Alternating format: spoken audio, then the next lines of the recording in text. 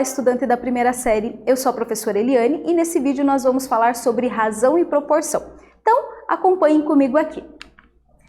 A razão entre dois números é dada pela sua divisão, obedecendo a ordem na qual eles foram dados.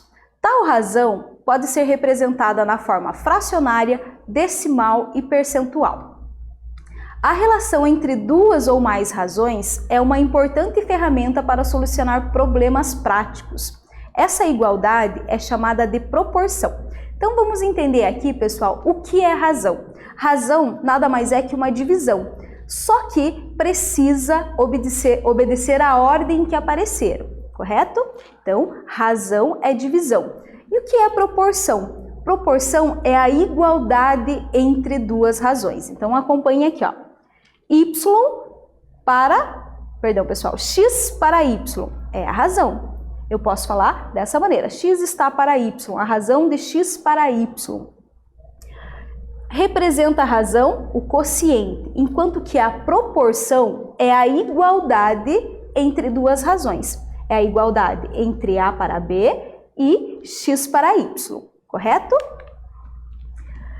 Os números que formam uma proporção são chamados de termos. Os termos A e D são chamados extremos e os termos B e C são os meios. Então, olha só, aqui eu tenho uma proporção, A para B igual C para D. É uma proporção por quê? Porque ele está afirmando a igualdade entre duas razões. Significa pensar o seguinte, pessoal, que se está em proporção, se representa uma proporção, é válido o seguinte: o produto dos extremos é igual ao produto dos meios. Ou seja, pessoal, se eu fizer a multiplicação A vezes D, ela vai ser igual à multiplicação de B vezes C. Isso representa proporção entre duas razões. Exemplos. No rótulo de um suco está a informação: 1 copo de suco concentrado para 5 copos de água. Você sabia que isso é uma razão? Sim, professora, 1 para 5 é a nossa razão. Concordo. Então, se eu vou usar 1 copo de suco concentrado, eu preciso acrescentar 5 copos de água. Mas eu quero aumentar a quantidade, então precisa aumentar tudo proporcionalmente. Se eu vou utilizar 2 copos de suco concentrados, eu preciso acrescentar 10 copos de água. Se eu vou utilizar 3 copos de suco concentrado, eu preciso usar 15 copos de água. Então, essas razões, 1 sobre 5, 2 sobre 10 e 3 sobre 15, elas são equivalentes. O que isso quer dizer? Quer dizer que se eu realizar a divisão de 1 sobre 5, ou de 2 sobre 10, ou de 3 sobre 15, o resultado será o mesmo, nesse caso 0,2, ok? Acompanhando o exemplo aqui, pessoal.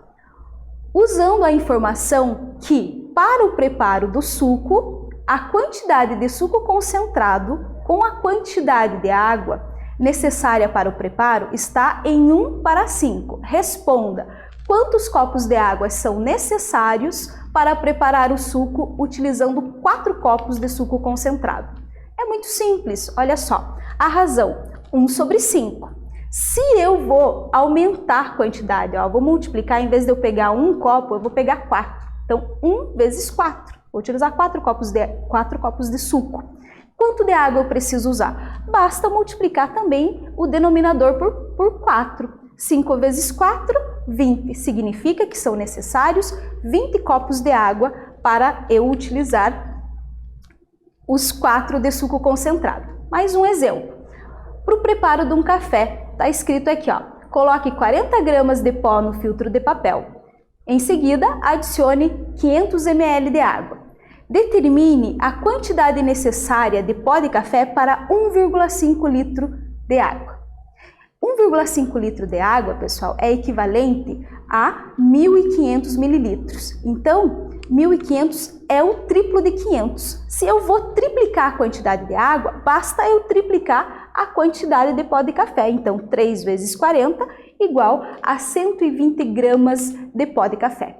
Então, nesse vídeo, nós falamos sobre razão e proporção. Espero que vocês tenham gostado e até breve.